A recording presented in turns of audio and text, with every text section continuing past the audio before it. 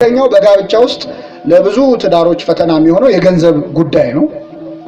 ከሩካቤ ቀጥሎ እንደውም በጣም ብዙ ትዳሮች የሚፈተኑት በገንዘብ ነው። የመጀመሪያው ከጋብቻ በኋላ በተለይ ያለው አመት ደግሞ አንዱ ፈተና ገንዘብ ነው። ምክንያቱም ብዙ ጊዜኛ የምንዘጋጀው ለመሰረግ እንጂ ተጋብቶ ለመኖር ስላልሆነ ያለንን ረጅም አመት የለፋንበትን ገንዘብ በሰርግ ላይ ኢንቨስት ስለምናደርገው ኢንቨስት እንኳን ለማለት ይቸግራል። አፈር ድሜ ስለምናበላው ነው የሚባለው። ኢንቨስት እኮ የምትለው ሲያመርት ነው አይደል? ከፎቶ ለማያልፍ ነገር። ስለዚህ ኢንቨስት አልለውም እሱ እና ካወደምነው በኋላ የሚመጣው ጊዜ በገንዘብ መፈተናል። ገንዘብ ፈተና ይሆናል፣ ምንም ጥርጥር የለውም። ባልና ሚስት በማግኘትም ይፈተናሉ፣ በማጣትም ይፈተናሉ። በማግኘት የተበተኑ ትዳሮች አሉ። ብዙ ባልና ሚስት እኛ ድሆች እያለን በትንሽ ጎጆ ስንኖር ፍቅር ነበረን፣ ካገኘን በኋላ ግን እንዲሆናብኝ ብለው ማግኘት ያለያቸው ባልና ሚስት አሉ። በሌላቸው ጊዜ ፍቅር የነበራቸው፣ ልክ ሲኖራቸው ግን ገንዘቡ ሲመጣ፣ ምግቡ ሲቀየር፣ ስራው ሲቀየር፣ የኑሮ ደረጃው ከፍ እያለ ሲመጣ፣ ጓደኞቻቸው የሚውሉበት ቦታ ሲቀየር በገንዘብ ምክንያት ተፈትነው በማግኘት የጠፉ ሰዎች አሉ። በማጣት ደግሞ የተለያዩ አሉ። በገንዘብ ባላቸው ጊዜ ተጋብተው። ለዚህ ነው ጠቢቡ ሰሎሞን አቤቱ አለ እጅግ ባለጠጋ አታርገኝ፣ እጅግም ድሃ አታድርገኝ፣ እንዳልጠግብ እግዚአብሔር ማን ነው እንዳልን፣ ደግሞ እንዳልሰርቅ በሐሰትም እንዳልምን። ባለጸግነት ወይም ሀብት ፈተና ይሆናል። በጋብቻ ውስጥ ትልቅ ፈተና ይሆናል እና ቅዱስ ዮሐንስ አፈወርቅ ወይም የቤተክርስቲያናችን ትምህርት በአጠቃላይ ገንዘብ ላይ ምንድነው ያለን አመለካከት? እኛ ገንዘብን አንጠላም አደራችሁን። ይሄን በደንብ እንደው መናገር ፈልጋለሁ። አንዳንድ ጊዜ ቤተክርስቲያን በቃ ሀብትን ንብረትን የማትወድ የሚመስለው ሰው አለ። መቸገር ክርስትና የሚመስለው ሰው አለ። አይደለም። ገንዘብን መውደድ የኃጢአት ሁሉ ስር ነው የሚለው መጽሐፍ ቅዱስ። እስቲ በሉ ገንዘብን ምን ማድረግ? ገንዘብ የኃጢአት ስር ነው አይልም። ገንዘብን ምን ማድረግ? መውደድ ነው እንጂ ገንዘቡ አይደለም ችግሩ። ችግሩ ያለው መውደዱ ላይ ነው። በሌላ ቦታ ጌታ ምን አለ? ለሁለት ጌቶች ልትገዙ አትችሉም፣ ለእግዚአብሔርና ለገንዘብ ልትገዙ አትችሉም ማለት። ሁለት ጌቶች የተባሉት ማን ናቸው? እግዚአብሔርና ገንዘብ። ጌታ ነው እንዴ? ክርስቶስ ግን ጌታ ለምን አለው? ለአንዳንድ ሰዎች ገንዘብ ጌታ ስለሆነ፣ ለገንዘብ የማያረጉት ነገር ስለሌለ ነው ጌታ ያለው። በሁለት እግር አለኝ ተብሎ ለዛፍ አይወጣም። ለገንዘብና ለጌታ ልትገዙ አትችሉም ማለት። ስለዚህ ገንዘብን ሳይሆን ገንዘብን መውደድን፣ ገንዘብን ጌታዬ ማለትም ነው የሚጸየፈው እግዚአብሔር። ድህነትን እና ባለጠግነትን የእግዚአብሔር ውሳኔ አድርጎ ማሰብም ሌላው ስህተት። ድሃ አድርጎ የፈጠረው ሰው የለም። ይህንንም በደንብ ማወቅ አለብን። አንዳንዴ 40 ቀን እድሌ ነው ድሃ አድርጎ የፈጠረኝ ብሎ የሚጽናና ሰው አለ። ከድሃ መወለድ እሱ እድል ነው ማለት የ40 ቀን በለው እሱ የምንም ቀን ብቻ ድሃ ሆነ ከድሃ ቤተሰብ መወለድ እድል ነው። ድሃ ሆኖ መሞት ግን ያንተ ውሳኔ፣ አንተ ነው ያመጣው። የ40 ቀን እድል የሚባለው ሲባል ሰማላችሁ አይደል? በነገራችን ላይ በጣም ድንቅ ጉዳይ ነው። ቅዳሴያችን በ40 ቀን ስለ 40 ቀን እድል ቅዳሴ አትናቴዎስ ምን ይላል? በ40 ቀኑ ድሃም እንዲሆን ባለጸጋም እንዲሆን ታደርገዋለህ። በስንት ቀኑ? እንዴት ነው የነገር ታዲያ? የ40 ቀን ጉዳይ ማለት ምንድነው? ሳይንሱም እንደሚያምነው 8 ሳምንት ማለት ጽንሱ አካሉን ሁሉ የሚጨርስበት ነው። ሁሉም እንግዲህ እጅ እግር ሳይኖረን ነው የምንቆየው አይደል? ያ ፕሮግረስ አልቆ 8 ሳምንት ሲሆነው 40 ቀን ሲሆነው ልጁ ጨርሷል። ከዛ በኋላ ሆድ ውስጥ ስራው ምን ማድረግ ብቻ መጠን ብቻ ነው የሚጨምረው እንጂ አዲስ አካል የለም። የ40 ቀን እድል ማለት ደሃም ልትሆንበት ባለጸጋም ልትሆንበት የምትችለውን አካል ሰጥቷል። ያን የጨረሰው እግዚአብሔር ምን ሰጥቷል? ከዚህ በኋላ ውሳኔ ማን ነው? ያንተ። ገብቷችኋል አይደል?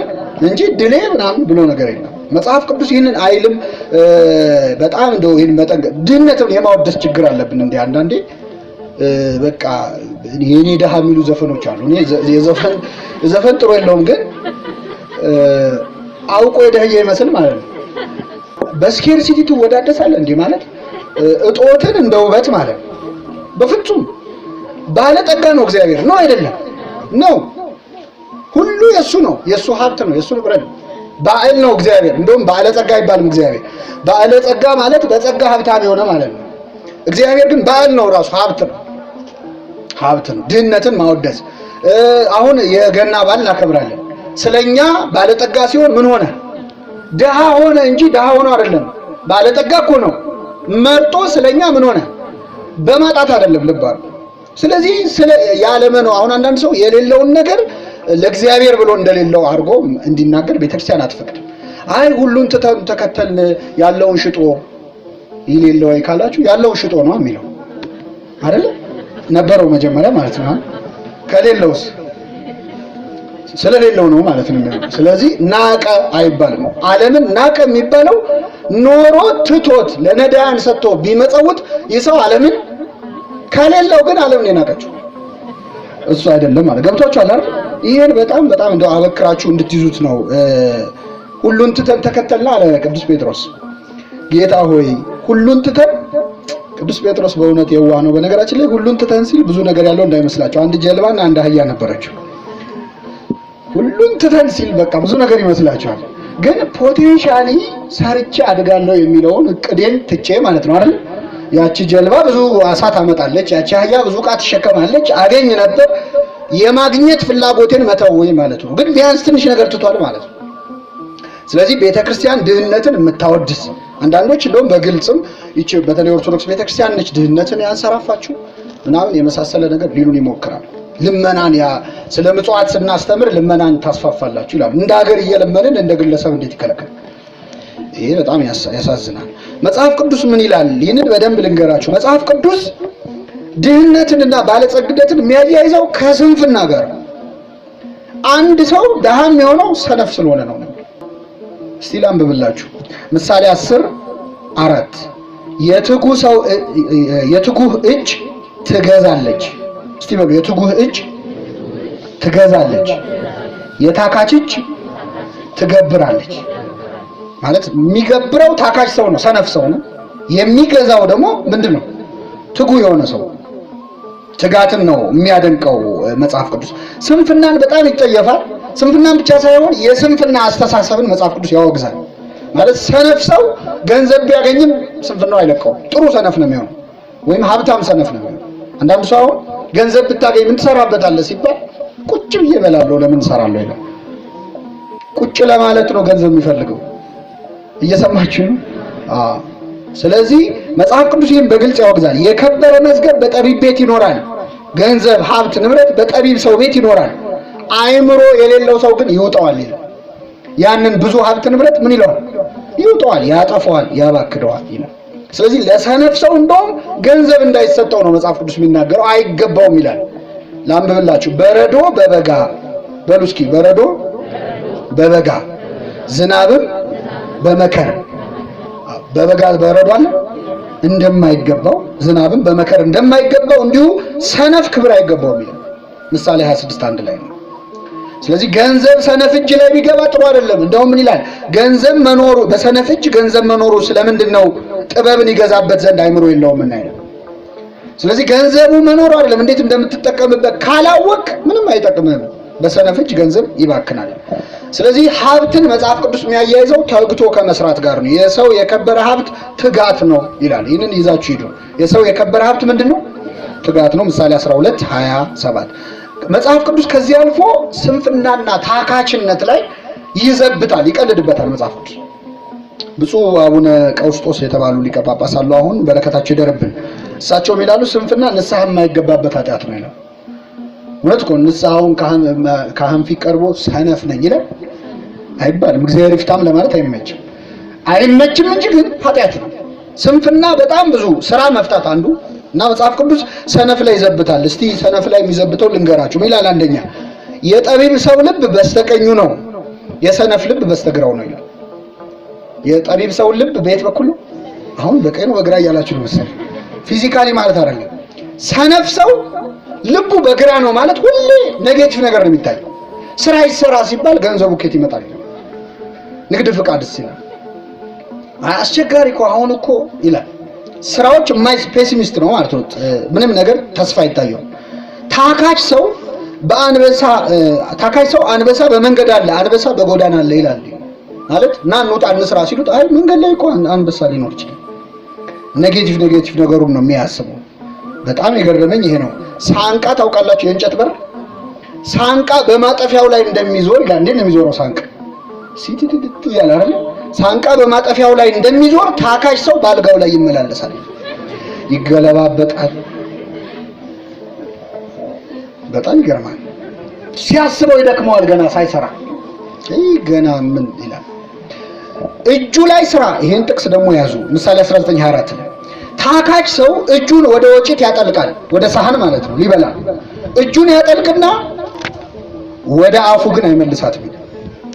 እየሰማችሁ ከበደው ምኑን ምን ማለት ከዛ እዚህ ሲያስበው በቃ እዛው ይቆያል። ይሄ ማለት ሊትራሊ ሰነፍሰው ምግብ ቤት ገብቶ ሳህን ውስጥ እጁን ከቶ ይውላል ማለት ነው። እጅ ላይ የሚሰጥ ስራ አለ እግዚአብሔር አንዳንዴ አይደል? መብላት የሚያቅታችሁ ሰዎች አሉ። ቤተሰብ በጣም የሚያሳዝነው አንዳንዴ ቤተሰብ ለፍቶ ትልቅ ሌጋሲ ሰጥቶ ቢዝነስ ሰርቶ ምናምን የሚታወቅ ብዙ ከተማ ላይ ያለ ቢዝነስ ያወረሳቸው ልጆች አፈርድ የሚያበሉት። ይሄ ማለት እጁ ላይ ያለው ምን ማድረግ ያቃተው ማለት ነው። ስለዚህ ስንፍና መጽሐፍ ቅዱስ አያበረታታም ነው። ወደ ባልና ሚስት ስናመጣው እንግዲህ የገንዘብ ጉዳይ ለባልና ሚስት ያለው አይን እኩል አይደለም። ለባል ያባወራነት ጉዳይ ነው። እንግዲህ ፕሮቫይደር ነኝ ደጋፊ ነኝ የሚል ስሜት ስላለው ለራሱ ያለውን ማመለካከት ጭምር ይነካበታል ገንዘብ ማጣት መቸገር። ለሴት ደግሞ የደህንነት ጥያቄ ነው፣ እሷንም ይጎዳል። መጽሐፍ ቅዱስ ባልንም ሚስትንም እንዲሰሩ ያዛል። እንዲሰሩ እና የራሳቸውን ኑሮ እንዲኖሩ። አንዳንዴ በንጽጽር ሰዎች ብዙ ገደል ውስጥ ይገባሉ፣ ትዳራቸውን ይበጠብጣሉ። እነገሌ ያዙት መኪና፣ እነገሌ የሰሩት ህንጻ፣ እነገሌ የሰሩት እንትን እያሉ መከራቸው ነው ያለው። ግን የራስህን ሩጫ ብቻ እየሮጥክ ራስህን ብቻ መብለጥ እየሞከርክ ከሰራ በጣም እግዚአብሔርም ይባርክልሃል። ባለህ ነገር ግን እንድትሰራ መጽሐፍ ቅዱስ በጣም ይናገራል። ድርሳነ ሚካኤል ላይ አንድ ሰው ቅዱስ ሚካኤልን እንደው ሚካኤል ወይ ይርዳኝ ቸገረኝ እያለ አስቸገረው በልመና። ቅዱስ ሚካኤል ተገለጠና ምኑን ልባርክልህ? ለመባረክም እጅ ላይ ትንሽ ያስፈልግ ትንሽ ስራ። እጅ ላይ እግዚአብሔር በሰጠ ነገር የሆነ ነገር እንድትሰራ ይፈልጋል። ተማሪ በትምህርቱ፣ ሰራተኛው በስራው እና ሰነፍ ሆነህ ግን እግዚአብሔር አይባርክልህም፣ የትም አትደርስም። ባልና ሚስት እንዲሰሩ ይፈልጋል። ሚስትን በተለይ ሰራተኛ ሚስቶችን ላንሳላችሁ፣ የወንድ ብቻ አይደለም። መጽሐፈ ምሳሌ ምዕራፍ 31 ላይ ዳዊት ሰሎሞን ያደንቃታል ሰራተኛዋን ሚስት። መልካም ያደረጉ ብዙ ሴቶች አሉ፣ አንቺ ግን ከሁሉ ምን ትያለሽ? ልባም ሴትን ማን ሊያገኛት ይችላል? ዋጋዋ ከቀይ ዕንቁ ይልቅ እጅግ ይበልጣል። የባሏም ልብ ይታመንባታል። የማን ልብ? ባሏ በሷ ይተማመናል። ምርኮም አይጎድልበትም፣ ማለት የሰራው ነገር አይበላሽም፣ አይባክንም። እድሜዋን ሙሉ መልካም ታደርግለታለች፣ ክፉ አታደርግም። የበግ ጠጉርና የተልባ እግር ትፈልጋለች፣ በእጆቿም ደስ ብሏት ትሰራለች። እርሷ እንደ ነጋዴ መርከብ ነች፣ ከሩቅ አገር ምግቧን ትሰበስባለች። እዚህ ላይ ያለችዋ ሴት ኤክስፖርት የምትሰራ ኢምፖርት የምትሰራ በጣም ኃይለኛ ነጋዴ ነች፣ ዝም ብላ አይደለች። እንደ ነጋዴ መርከብና ከሩቅ አገር ምግቧን ትሰበስባለች። ገና ሌሊት ትነሳለች፣ ለቤቷም ሰዎች ምግባቸውን፣ ለገረዶቿም ተግባራቸውን ትሰጣለች፣ ስራ ታዛቸዋለች። እርሻን ተመልክታ ትገዛለች፣ መሬት ሁሉ ትገዛለች። ከእጇም ፍሬ ወይን ትተክላለች፣ ወገቧን በኃይል ትታጠቃለች፣ ክንዷን ታበረታለች። ንግዷ መልካም እንደሆነ ትመለከታለች፣ መብራቷ በሌሊት አይጠፋም። የሥራ ቤት ነው ቤቷ። ጣቶቿ እንዝርትን ይዛሉ፣ እጇን ወደ ድሃ ትዘረጋለች። በጣም ትልቁ አንዱ ሀብት ማግኘት የሚፈልግ ሰው እጆቹን ወደ ማመዘርጋት አለ፣ ወደ ድሆች። ለድሃ መስጠት ማለት መቀበል ነው፣ መስጠት አይደል። ድሆች መጥተው ሲለምኑ ሁሌ መርሳት የሌለብን ነገር ልክ እንደ ባንክ ሰራተኛ ቁጠሯቸው። አሁን ባንክ ቆጥቡ ይሉ የለ ብቆጥቡ እንደሚሉት መንግስተ ሰማያት እንድንቆጥብ የተላኩ ኤጀንቶች ናቸው ድሆች ማለት። እጥፍ እንዲሰጥህ በጣም ብዙ ገንዘብ ለማግኘት ከፈለክ መጽውት የሚሉ ናቸው። ለድሃ እጆቿን ትዘረጋለች፣ ወደ ችግረኛም እጇን ትሰዳለች። በሌሊት ከቤቷ ሰዎች ከበረዶ ብርድ የተነሳ አትፈራም። የቤቷ ሰዎች ሁሉ እጥፍ ድርብ የለበሱ ናቸው። ለራሷ ግብረ መርፌ ስጋጃ ትሰራለች፣ ጥሩ በፍታና ቀይ ግምጃ ትለብሳለች እያለ የሐኬትን እንጀራ አትበላም ይላል። የምንን እንጀራ? አጭበርብራ በተንኮል በጉቦ የሚገኝን ገንዘብ አትበላም ይላል። እንዲህ ያለ ልብ ለሁላችን ያድለን። ስለዚህ ሚስት መስራት አለባት፣ ባልም መስራት። ሐዋርያት ሥራ ምዕራፍ 16 ላይ የምናገኛት ሴት አለች። ሐር ሻጭ ነበረች። ማን ነበረች ስሟ? የልድያን ልብ እንደከፈትከው እንላለን አይደል? አዎ፣ አንድ ሐር ሻጭ የነበረች ሴት ልቧን ከፈተላት መንፈስ ቅዱስና የጳውሎስን ትምህርት ደስ ብሏት ትሰማ ነበር። ልቤን ክፈተው የልድያን ልብ እንደከፈትከው፣ እንጀራዬንም ክፈተው የልድያን እንጀራ እንደከፈትከው በሉ። እሺ ካሁን በኋላ ኃይለኛ ነጋዴ ነች። ሐር ነው የምትሸጠው። ሐር በጣም ውድ የሆነ ነገር ነው። ሰራተኞች ነበሩ ማለት ባልና ሚስት ሁለቱም መስራት አለባቸው። የመጀመሪያው። ሁለተኛው ሰው የዘራውን ያንን ነው ያጭዳል ለሚለው የልፋት ዋጋ ነው የሚለውን ማመን አለባቸው።